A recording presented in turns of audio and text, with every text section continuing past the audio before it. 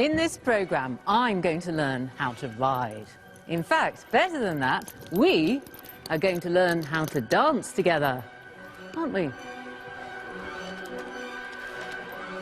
Now, before you think I've gone completely mad, let me tell you that dancing on horseback, horse ballet, or manège as it was called, was once the noblest of pursuits.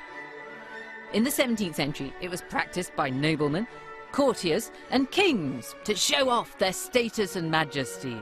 So I'm going to be taught this forgotten art by its modern masters. Travel abroad to watch spectacular shows, explore its military origins, and discover its surprising legacy. Because I believe that an equestrian extravaganza like this one can help explain why, throughout history, kings and queens and horses have gone together. My kingdom for a horse, as Richard III said. Even today, Her Majesty the Queen is in the saddle in her 80s, and princes play polo, and princesses perform the art of dressage at Olympic levels. It seems that the kingdom and the horse will never be parted.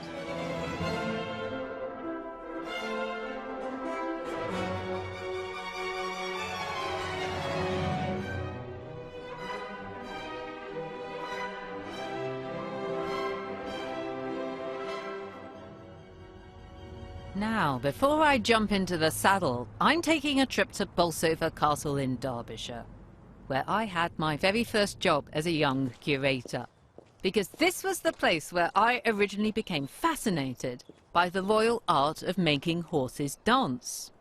I got so interested in the subject, I spent 4 years writing a PhD thesis about it. Bolsover, this picturesque little fairy tale castle, was built in the first half of the 17th century. Every bit of it reflecting the ambitions and passions of its owner, William Cavendish. Cavendish had a pretty successful career as a social climber. He started out as a simple sir, and then he went right up through the ranks of the aristocracy and he ended up as a duke.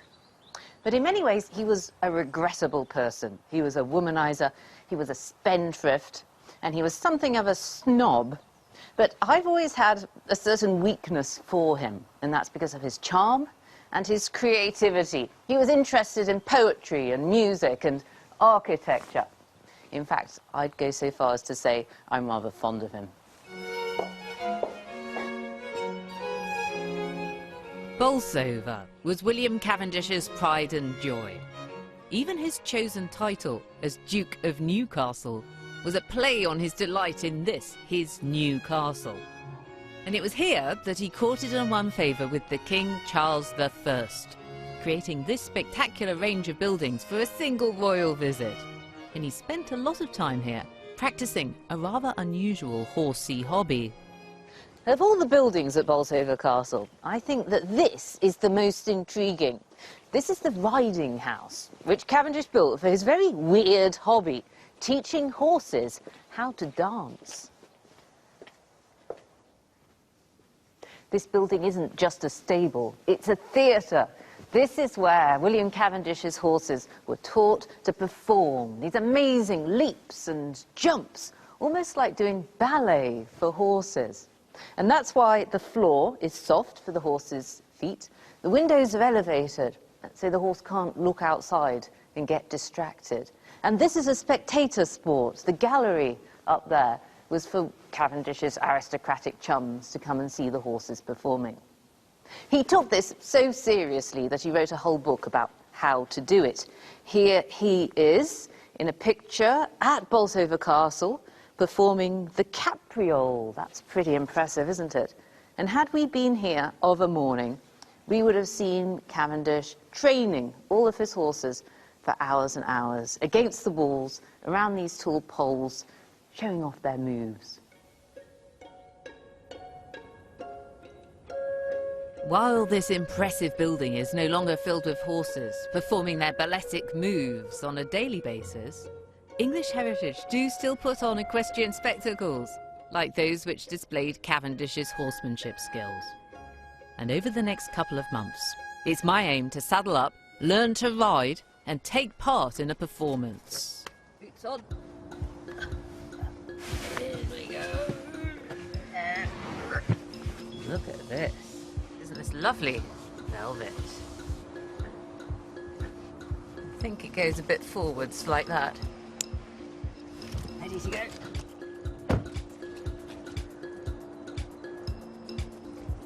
First day at school.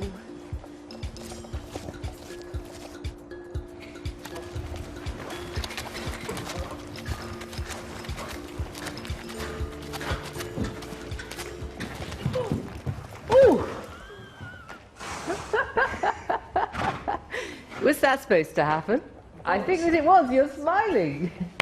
Oh, that was incredible. You must be Ben. You've been slightly upstaged by your horse. Well, that's the idea. That was fantastic. What's that called when he falls over like that? This is, well, exactly, it's a falling horse. Is this what you're going to teach me, to fall off? Sadly not. This is rehearsing horses for film and TV. What we're going to teach you is a little bit more classical. Oh, okay. Well, I'd be very glad not to fall. But just as fun. He's happy enough. Is he happy down there? That's a happy noise he's making. Yeah, what he wants to do is have a good roll. Oh. Good boy. As you see. Is that what a happy horse does? This is what a happy horse looks like. Okay. Ooh. Yeah. Okay. So this is Malik. Malik. He's a 4-year-old Andalusian stallion. And he is actually the son of the horse you're going to be riding. What colour's my horse going to be? Is he going to be black too? Beautiful white stallion. You can see the Spanish horses are all born dark colours. So Malik's a baby, and so he is black, but you can see he's going white. Oh, is he going to go around white? His eyes. Like his dad? And slowly he'll go as white as his dad. In case you hadn't already guessed, I have rather limited experience on a horse. Is this him? Yeah, this is Almanzor. Hello, Almanzor. This is your horse. In fact, I've only ever been in the saddle once before. So it's going to be a bit of a challenge.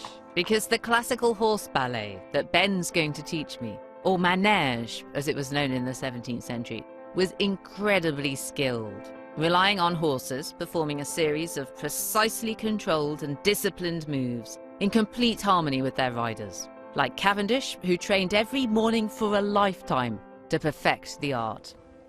Okay, so now you're putting your right hand to the back of the saddle. Yep. That's it there. Bend this leg off like here and put your knee in my hand. Am I? Put your knee in my hand. See, I'm going to hold you here, hold you there, and we're going to go 1, 2, 3, and I'm going to lift you as you jump. No up. way! 1, 2, 3. Oh, okay. It Perfect. worked. Wonderful. Look how high I am. So what we're going to do now is you need your pedals, you need your... Ooh, How is it up there? Is it the air colder? It's rather thrilling. Brilliant. So just push your balls of your toes into there, and you're pushing the heel down. Am I supposed to be gripping with my knees? No, No. relax. So that's a command, you see. Is that why he's doing that? I didn't mean it, Alonso. Sorry. Stop. Good boy. Stop. So next we're sorting your reins out. In there. Elbows in. Elbows in. There we go. I like the way you're treating me like a horse. You just gave a little spank to my elbow, didn't you? Well, you saw it keep your sticking out. elbows- You keep popping your elbows out. They have to stay in. Right. You ready? What, to walk? Yeah. Yeah? You say to him, walk on and push him slightly with the heel. Walk on, please. That's it. So squeeze means squeeze. And then slap the left. Now left hand down. Left, please, Almonzo. Turning with your right hand. Right. Push Whoa, him. that was good. Okay, turn. so push him on. Well, left hand down, start to turn him. Right, So please. turning right, remember to turn with your shoulders. Push forward. Yeah, so push, push, push. Little squeeze on the heel. Give him a kick. Turn your right hand down, right hand down. You're not on a motorbike, you're not dropping down in. Wow, we are as one. As one, yeah. So when you're ready, Here you go. forward, look with your shoulders. That's it. Right hand down. Oh, sorry. Don't do anything that I don't tell you to. I'm sorry, I got carried away. So bossy. I can see it's going to take some time just to learn how to stay on a horse, let alone get it to dance. Which, of course, is why manège was once considered such an aristocratic pursuit. It not only needed leisure time to practice, it also required money. Cavendish had to construct a wonderful riding house and purchase the specialised athletic horses with the strength to perform these amazing moves. His favourite grey steed, Le Superbe, was so called because of his superbly enormous price. And because he was a Spanish stallion, he also had to be shipped from the continent. And just like elite sports today, Manège came with its own expensive kit, some of which survives at the Harley Gallery in Nottinghamshire. So, Ben, this is said to be the actual Manège saddle of William Cavendish. That's amazing, isn't it? His bottom sat just here. And exactly, you can see where the suede that covers the saddle, when worn away or when ridden in, it happens in modern saddles as well. You see it turns to leather, turns shiny.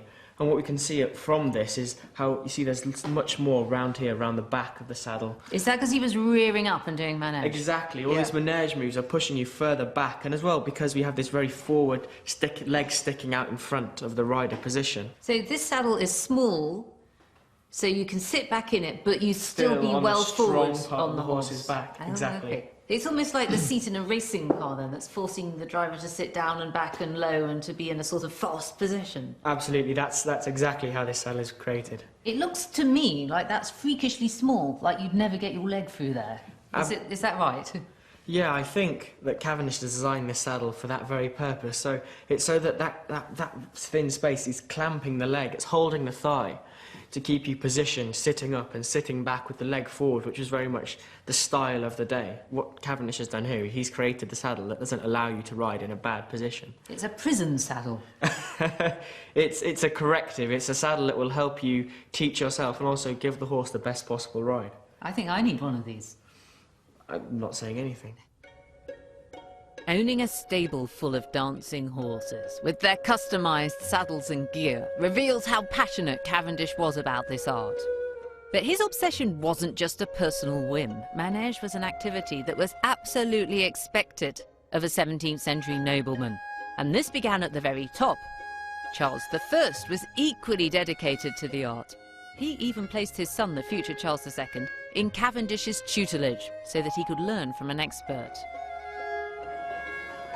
To find out why they all invested so much in this peculiar activity, I'm meeting Cavendish expert Elspeth Graham.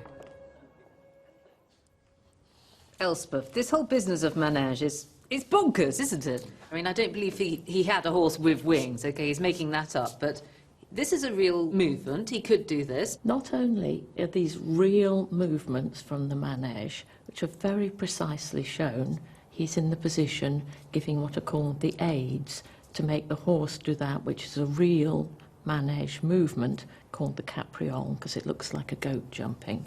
And they could really do this as well? And they could really do that. Though normally you would have a rider or someone on the ground controlling them. Oh, yes. Wow. So it does have some roots in reality, this image. It is. The thing about these is they're absolutely real and they're very precise. The position that he's sitting in, or almost standing actually, is exactly the position he would have used to create that movement. Why did Cavendish practice this art?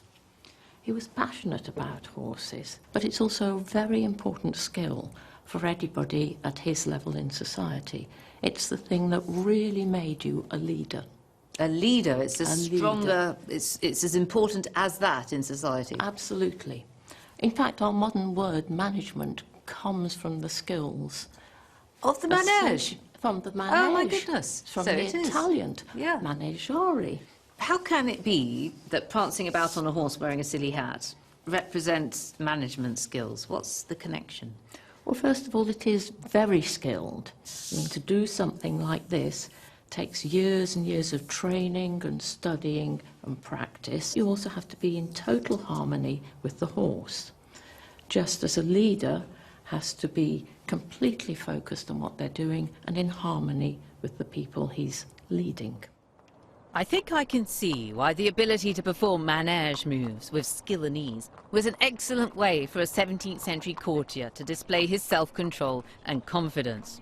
Two qualities that I hope Ben will be able to teach me as my own lessons progress towards my performance. Whee! Up like a pro, almost. Good.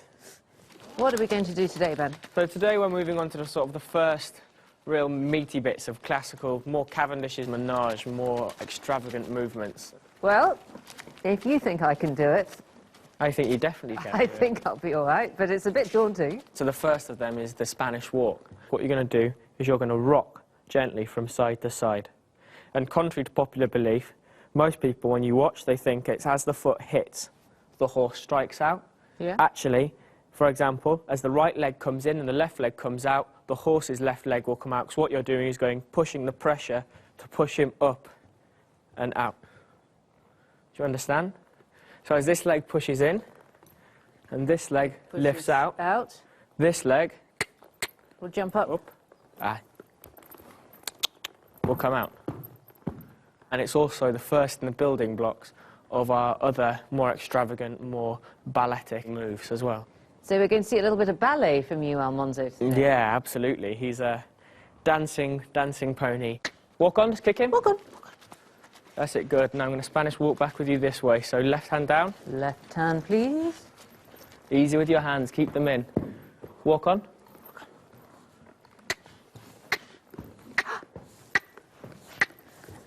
Look at me, I'm Spanish walking. Good. Now right hand down. Oh. Push him forward. Concentrate on your riding. Don't get distracted by what you're doing. That's it. Showing off there. Now push him on. Now I want you to ride back to the top and we'll start again. Right. So kick him on. Remember, so you're going to rock gently. Your rocking is going to ask him to elevate and collect out. So.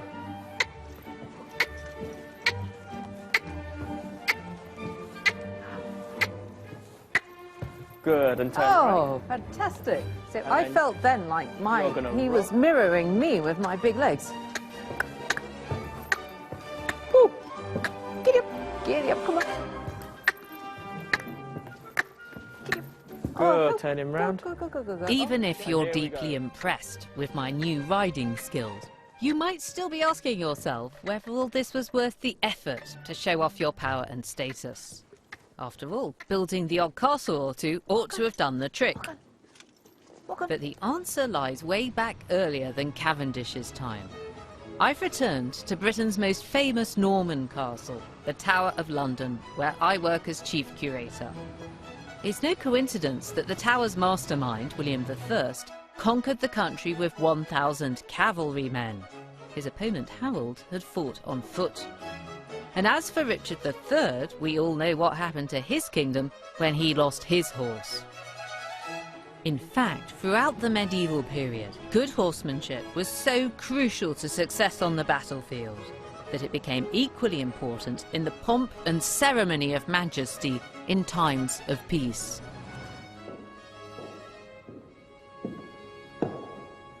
Now, 100 years earlier, Henry VIII was also using horses and horsemanship as a really important part of his kingship. This really fabulous suit of armour wasn't made for the battlefield, it was made for sport, for jousting. You can tell it comes from early on in Henry's reign because he's still married to wife number 1, Catherine of Aragon, hence the H's and the K's that decorate it. I think the really special thing about it is the way that the man's armour and the horse's armour, they sort of fuse together. That's what gives this RoboCop armoured car type impression. And I also really like the detail of that decoration. Had there been a dull moment in the tournament, Henry could have read his armour like a comic book. At the front here, I can see St. George killing his dragon. Very decisively, he's completely skewered it with his spear. But that's all in the detail. The overall impression, then as now, has to be, here comes the king. Jousting was an elite sport, born out of battlefield tactics in the age when medieval knights in shining armour charged into war. But tournaments weren't just for displaying testosterone. They were central to the medieval idea of chivalry, the word itself coming from the French for horse, cheval. This is a jousting lance, as would have been used by Henry VIII and his courtiers. This particular one probably belonged to Henry's brother-in-law, the very good jouster, Charles Brandon. You're wondering, how on earth did he pick that up? It looks enormously heavy. The answer is it's actually hollow. This one was probably ceremonial. Your ability at jousting really determined your place in the pecking order at Henry VIII's court. It's very interesting to look at the scorecards from jousts. Charles Brandon, for example, beats absolutely everybody except for the king. Very diplomatic of him. You can also see the role of jousting in international diplomacy in this painting of the Field of the Cloth of Gold. This was a huge party held in a field outside Calais in 1520. It was called Cloth of Gold because that was the material used for these very luxurious tents. The main people there were Henry VIII of England and Francis I of France. And what was the highlight of the whole thing? It was the jousting. Look here, they've constructed a whole temporary jousting arena with places for the spectators, and they took so much trouble building this from scratch because of the importance of jousting to both men. It showed off their skills as horsemen, and it implied their strength as leaders. So to find out what was involved in wearing Henry VIII's armour, I'm heading to the Royal Armoury's tilt yard, or jousting arena, in Leeds. Okay, let's assemble my right leg. Righty-ho, so slide your toe in, bring the greave round. Squeeze, go on, you can do it. Done, done. We'll leave that for now, and we'll come round and start doing some of these straps. My inner thigh strap. Your inner thigh strap, yeah.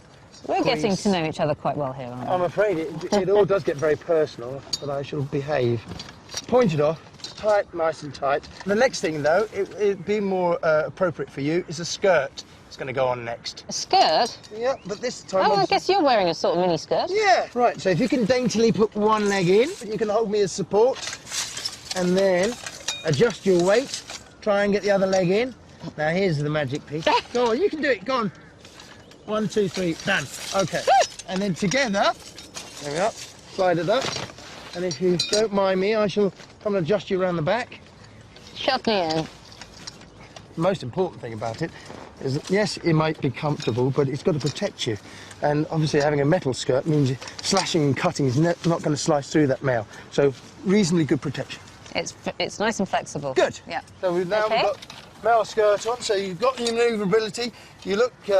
I love the way my feet are jointed and they bend in an almost creepy manner. well, they're supposed to be... I look like a robot. They're supposed to be something good. If you just count the number of separate plates on there, there's over 20 separate plates, all riveting and sliding over each other to enable you to do everything that you need to do while in the armour.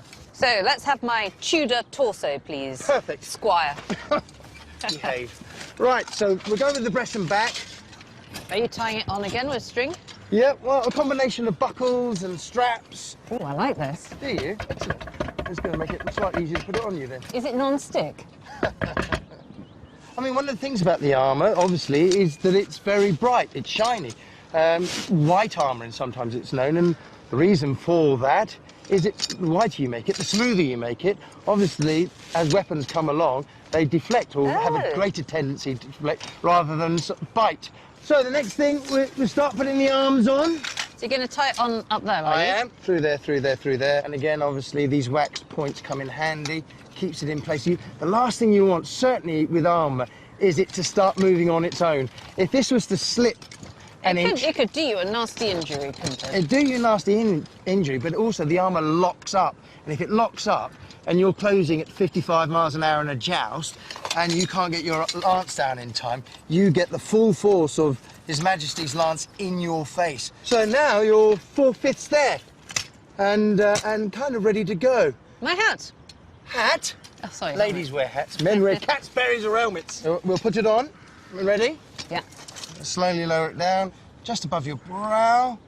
Strap it in, and then the visor would come down. Oh, yes. I would lock it into place, and you'd be ready. I am Robocop. Now, a medieval knight's armour obviously fitted rather better than mine.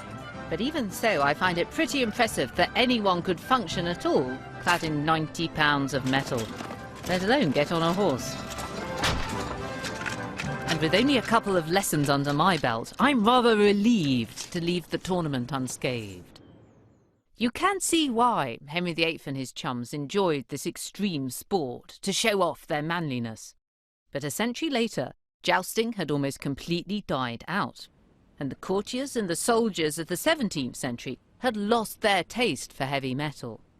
I'm visiting the Royal Armoury's storeroom to find out why.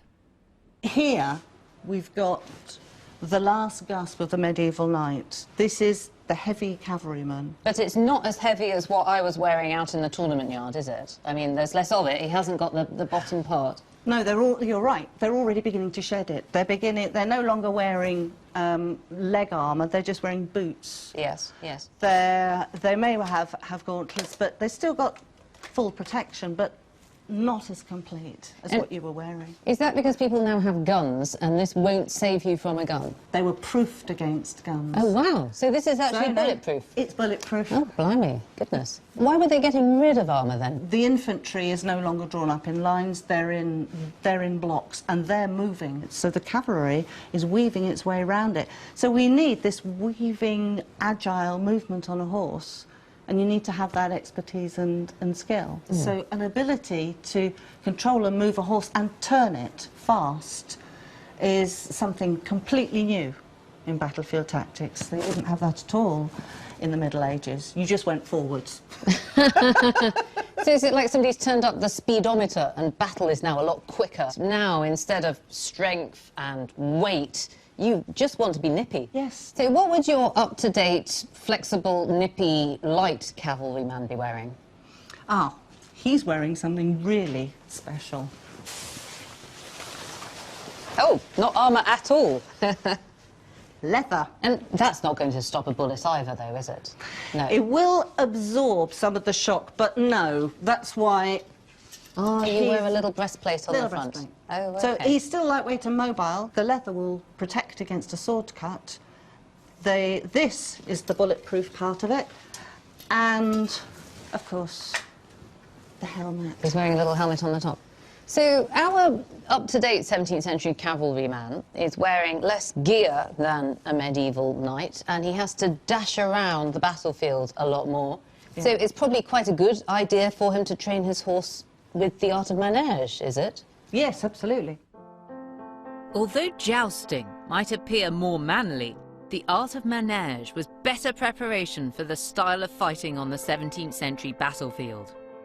The ability to impress people with your horse dancing not only made you a far cooler king, but suggested you could also be a killer king, as Ben's now going to show me.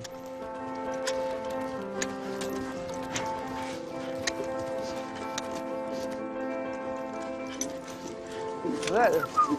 Was that the piaffe that you were doing there? The passage. Passage. Piaffe is stationary, passage is moving forward. I have to say it looks a little bit effeminate. Is that really a manoeuvre from the battlefield? The collection and strength gained by the horse by performing this movement is very vital on the battlefield. If you watch soldiers work in rank, in line, the man on the outside may have to do double time, but the man in the middle is central and not moving and marches on the spot. Ah, and there is no that's difference right. when on horseback. Okay. So he might be waiting for the others to catch up, To catch sort of up thing. Right, and to right. keep the rhythm and power in the horse. So imagine we're a troop of cavalry, we're all straight, we're doing this on the spot. What else might we want to do next that you can demonstrate? So the next stage from this is to go into the piaffe. So the horse remains stationary while he trots on the spot. So he's he's bringing his powerhouse, his bum, underneath him and coiling that spring, twisting, getting ready for the big leaps. When you see them going on the spot like this, they're actually getting ready to go. Yes, it's very much like a boxer on his toes before he goes in the ring. So it's that bouncing, that sort of building power right behind. So we can go into those big airs above the ground like the capriole, the courbette and the levade. Let's see it.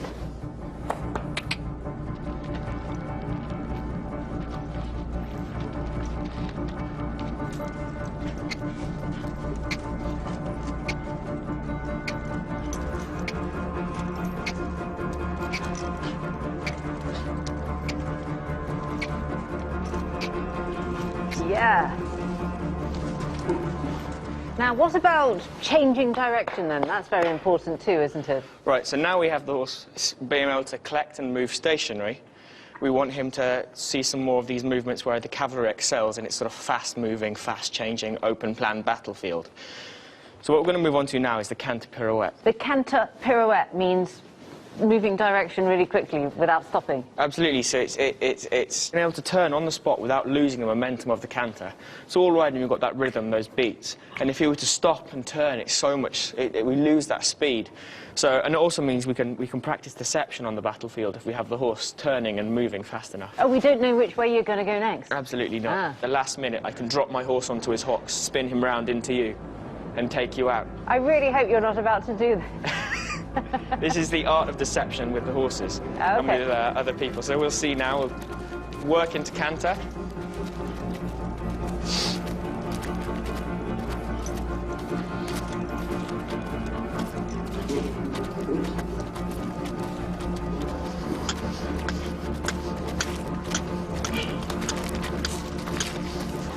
Whoa!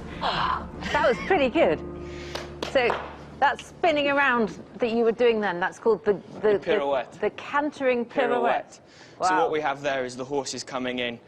What you see, we can go to wherever we want and then swift in that movement, literally on the spot. So what's next? Is it the big leaps, the airs above the ground? Absolutely, the capriole, the capriole, and the passade, so the horse leaping clean off the ground and striking out with the hind legs. We're going to change horses, and we're going to bring out a big black battle stallion for that. A good kicker. A good kicker, yeah. The best kicker in the stable. Yeah.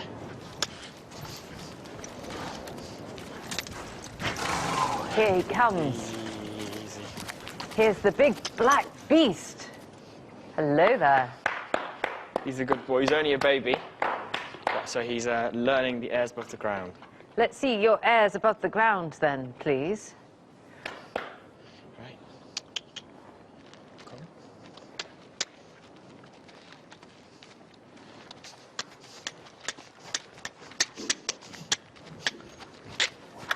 on. Wow!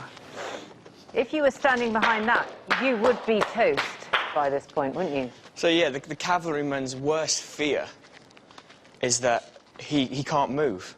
Someone's come up behind him. Well, surrounded. You imagine you charge in, you're laying about you with your sword, and then suddenly you're surrounded by men. You can't get out. You and your horse are now not the terrifying thing. You're just a very big meat target. And so here, that's where we see he comes collect, collect, and then we're up.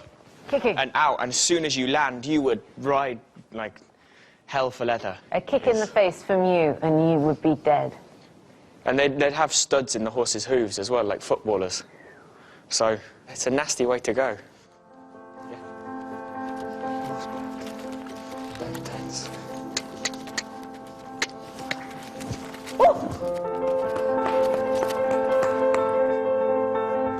Listen. Listen. Good boy.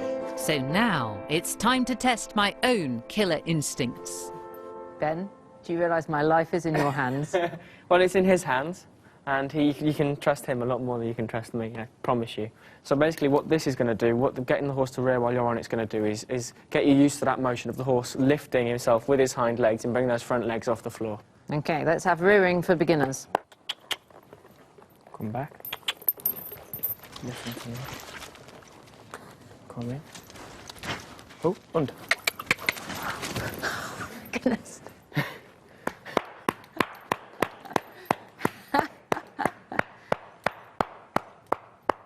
That really makes you think that he's a force of nature.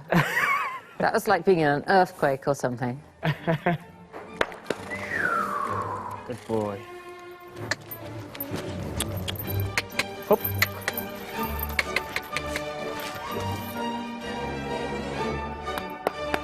Fantastic! Well done, Alonso. I'm slightly shaking now. Like we said before, it's not something you're going to forget for a long time. I lost my rearing virginity, and that's a wonderful climax to the day, really. Thank you, Alonso. Now that I'm armed with some actual riding experience, I'm not only beginning to feel more confident in the saddle, but much more in tune with the 17th century monarchs I've encountered so often over my years as a curator. I must have seen this picture 1,000 times. I've always known it shows Charles I on horseback, coming into a riding house, a bit like Bolsover, for his daily lesson, and that's his riding teacher, who was also the riding teacher of William Cavendish. But now I've been hanging around with the horses, there's a lot more that I can see here. This particular horse has got an extra well-developed bottom.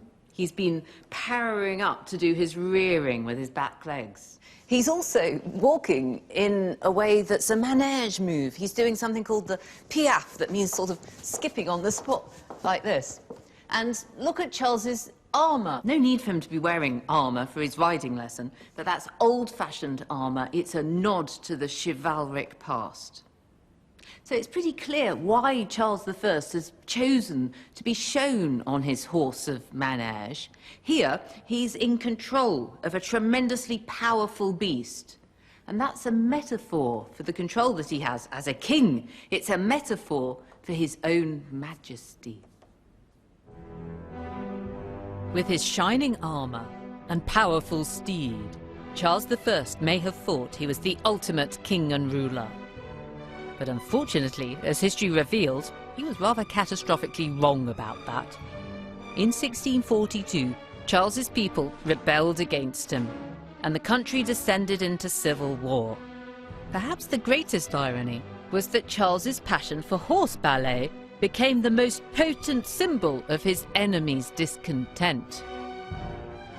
As every schoolgirl knows, the civil wars were fought between the parliamentarian Roundheads, so called because of their pudding basin haircuts, and the royalist cavaliers, who get their name from their horses, just like in French the chevalier is the horseman.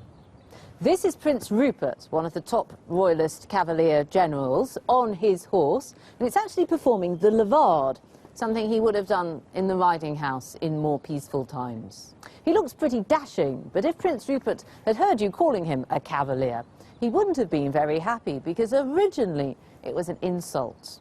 It was dreamt up by their Roundhead enemies, with the implication that this lot, the royalists, spent far too much time prancing about on their ponies and not enough time paying attention to the serious business of running the country. For Cavendish, the ultimate cavalier and horseman, the Civil War was particularly humiliating. At the hour of greatest need, all that self-control and discipline he'd developed through a lifetime of manège somewhat fell apart. It all went wrong for William Cavendish at the Battle of Marston Moor in 1644. When he and his men arrived at the battlefield, they were late, and his co-commander, Prince Rupert, noticed that they were all still drunk from the night before.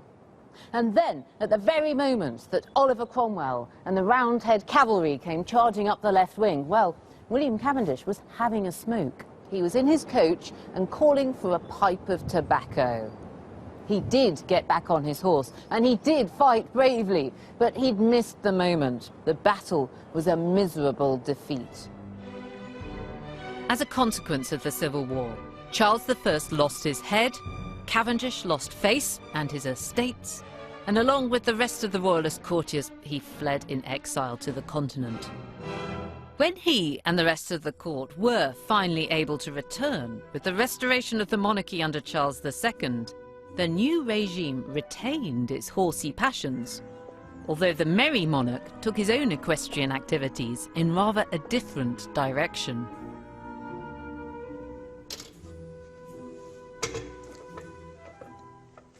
Now, this is said to be Charles II's whip. It is of the right period, and it's got on it a coat of arms belonging to Barbara Villiers, his favourite mistress, and the story goes that she gave it to him as a present. Who knows what for? But Charles II did love horses. He wouldn't have been using his whip, though, for the art of manège, like his father. He wasn't interested in that. Charles II would have been using his whip to make horses go as fast as possible. Instead of pouring his efforts into manège, which by now had negative, self-indulgent connotations, Charles II focused his attention on horse racing, creating a mini racing metropolis here at Newmarket, where he transported his entire court, mistresses and all, twice a year. To find out why Charles II favoured the gallop, I'm visiting the National Horse Racing Museum. So what's this gallery here then? This is Gallery 1. It was quite interesting. When this was the subscription rooms, it was the only room women were allowed in the whole is that park. right? Yes. And what's we looking at? We're looking at this one. We're looking at what's really a scene in 1709 by James Ross, and shows very clearly what a race meeting would have appeared like at the end of the 17th and early 18th century. So you've got to forget the idea of a modern racecourse with grandstands and the public all in a sort of pre-built structure. How did they see what was going on? Well, either on horseback themselves, and they would have followed the race on horseback, or in their carriages. So in a sense, a race meeting at this time would have looked like almost a rabble of people in the countryside, very different from what you might think of as a modern race meeting. There does seem to be some drinking and carousing going on in the tents. Absolutely, and it certainly was a kind of excuse for people to have a good time, but it wasn't as frivolous as sometimes you can think. There's a real seriousness of purpose that sits behind it, which is the selective breeding of cavalry horses. So these are, in a sense, still a thick-set cavalry horse, not quite the thoroughbred that you get developing through the 18th and 19th centuries. So are these horses heavier, Yes. fatter, chunkier? Much heavier, much chunkier. Remember, they've originated from having to carry a knight on horseback in full armour. In the 1660s, Charles II comes up to Newmarket to re-establish it as a base for racing. He founds, in 1665, the Newmarket Town Plate. That's a race for a prize of 100 guineas presented by the king. A huge amount of money at the time to give a real impetus to the development of good horse stock.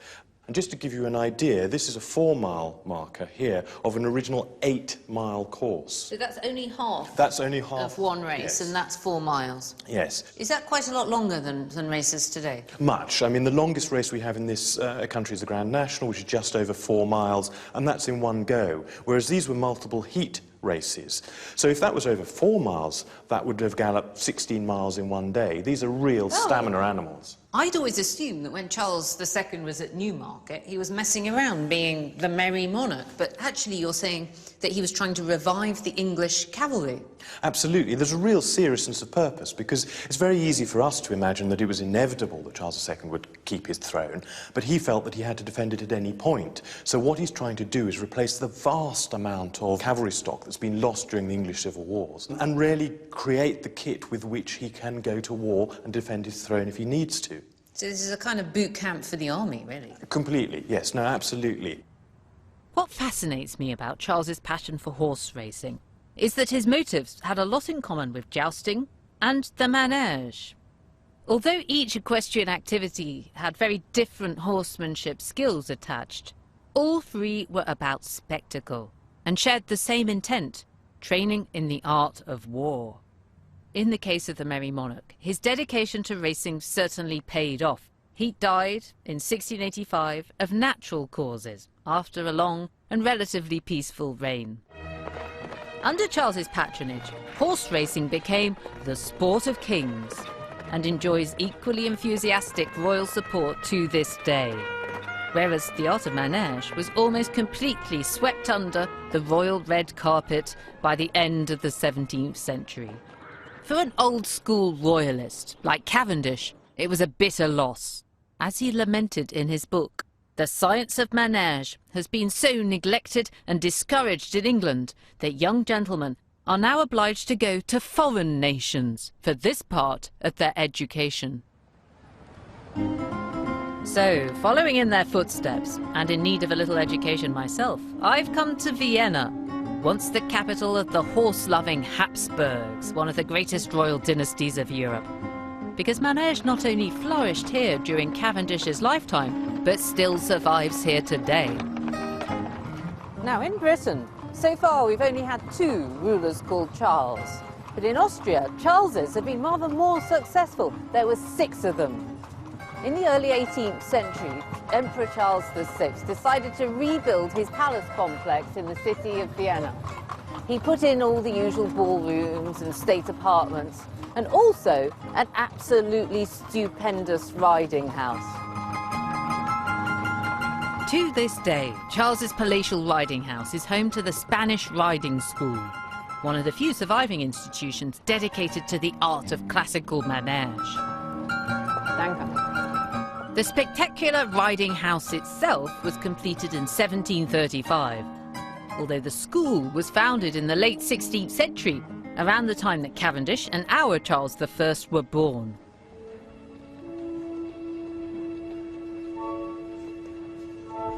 I've been invited to witness a morning training session, where the riders and their Lipizzaner horses practice every day in preparation for spectacular shows. Just the sort of thing that Cavendish would have done himself.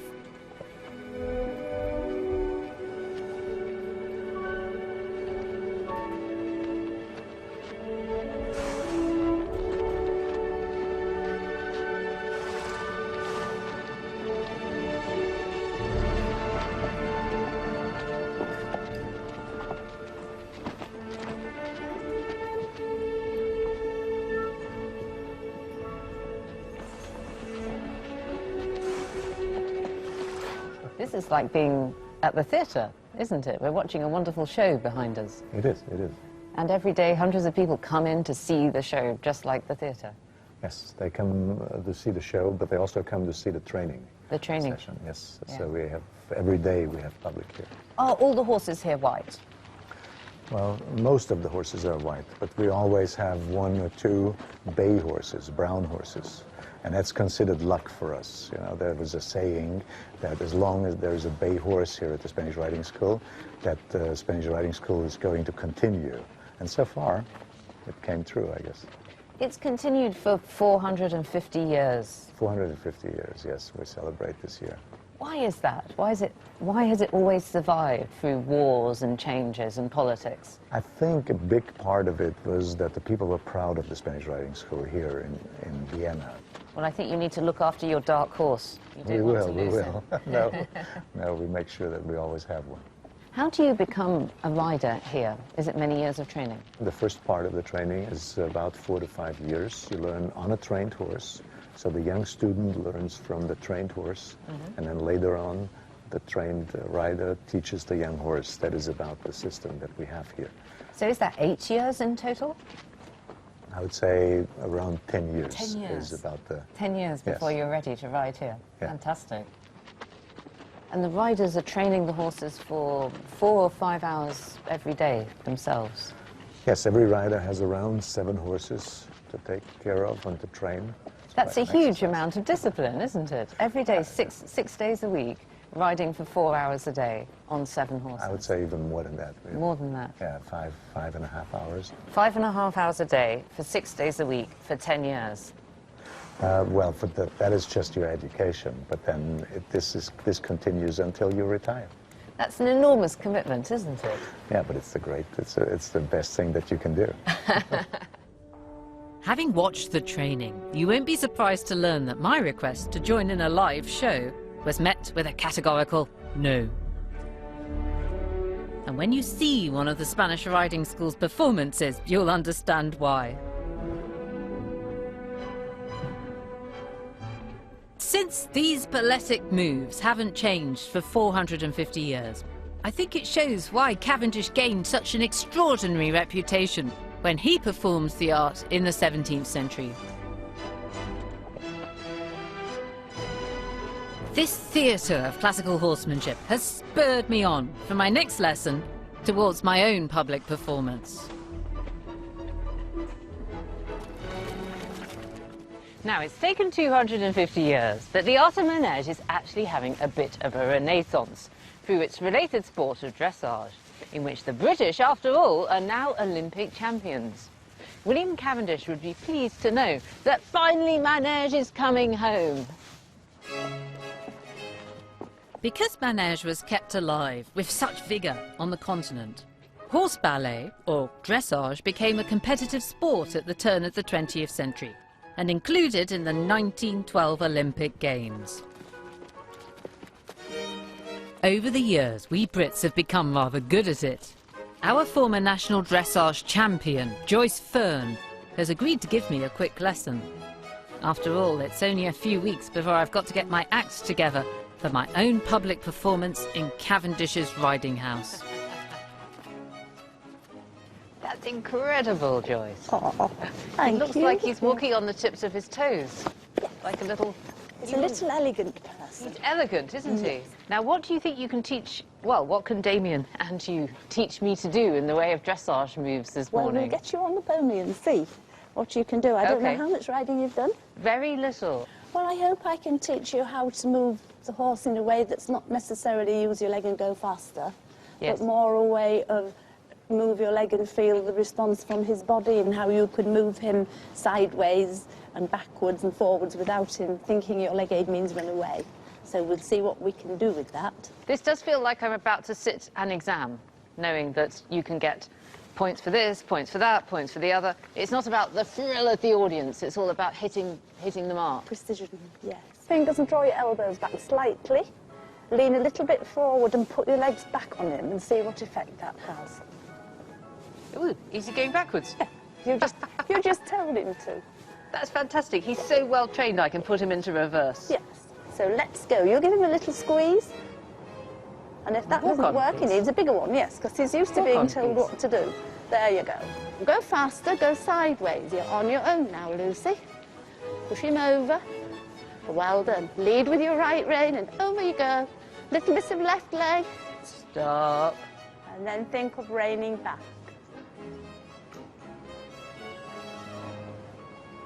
Backwards. All right. Backwards. Oh, turn on the forehand. Oh, you can't go backwards now because you're into the Could you wall. put him towards the wall again, please, Lucy? And now we will halt. And I will shorten the reins. And I will go back, back, back, back. He's done it, he's done it, he's done it. And stop. And forwards, please. Oh, that didn't work. Put your legs forward. Forwards, please. Come on. Get up. Yes, that's it. And we're off.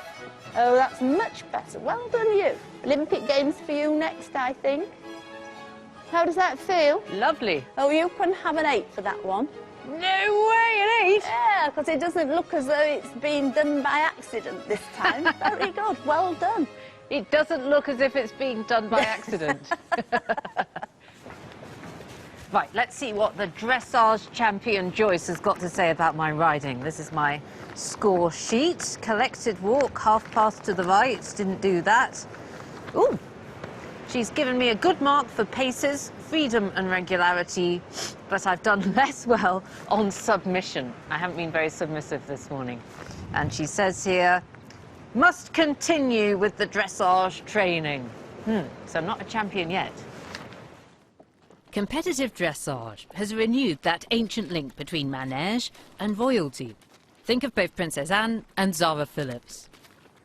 I've also discovered that the skills of manège are used in another very regal spectacle of horsemanship, on a visit to the barracks of the Royal Horse Artillery.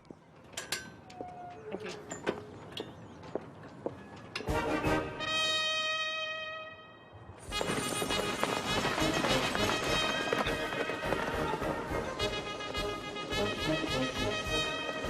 This is fantastic when they come like that. Yeah, the split, not without its perils, I know. The King's Troop was set up in 1946 to commemorate the tactics used by the Royal Artillery in the battlefield. Their ceremonial displays at royal and state functions, such as the Queen's birthday, keep alive the skills used by the artillery before mechanisation, when they charged into position and fired their guns before repositioning their horses for the next attack. And what's fascinating is that the original training at the Royal Horse Artillery can be traced directly back to manège and the Spanish riding school.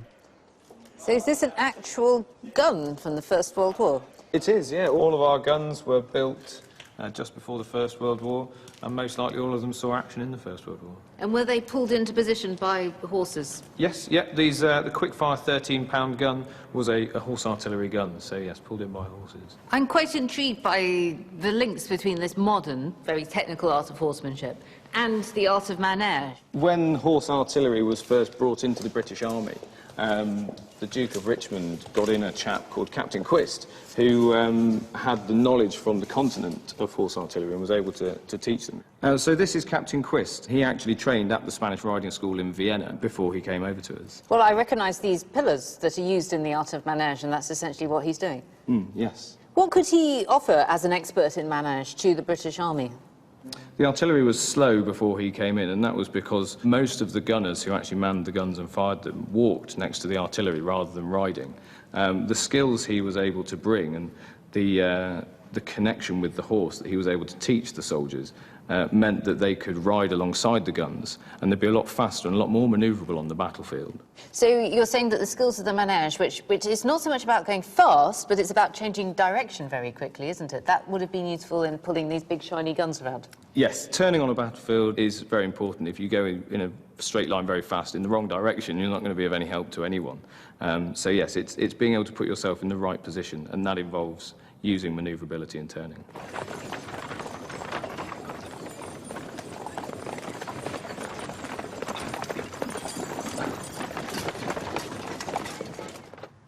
This is the gravestone of a legendary member of the Royal Horse Artillery. It reads, "Underneath here lies an old horse called Wanda, who'd lived to the extraordinary age of 40 years. And the legendary Wanda belonged to Captain Quist himself, who lived to the extraordinary age of 91. And I like to think of Captain Quist and his Wanda horse coming from the circus-like atmosphere of the Spanish riding school and teaching their skills to the very serious officers of the British Army, who would use them in the very serious arena of the battlefield. And it strikes me that all of these great horsemen of the past, Captain Quist, William Cavendish, even Henry VIII, have something in common. Their control of the horse gives them control of themselves, which leads to control over other people. And in the case of a king or queen, that stands for control of a nation.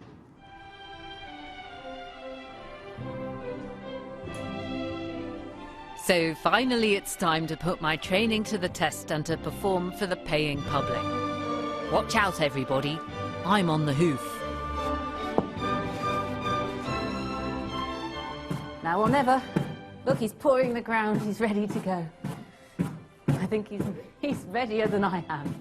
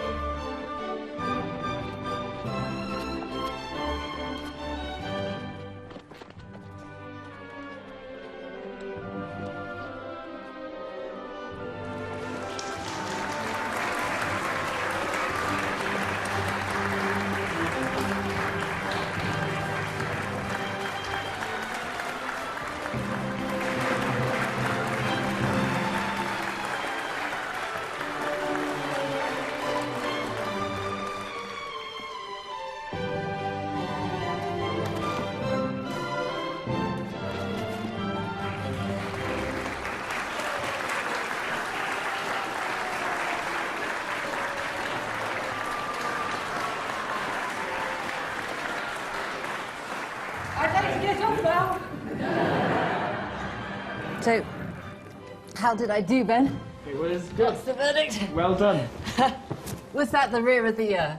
I think that was definitely your rear of the year. I think it was the rear of the century. Well, thanks, Almonzo.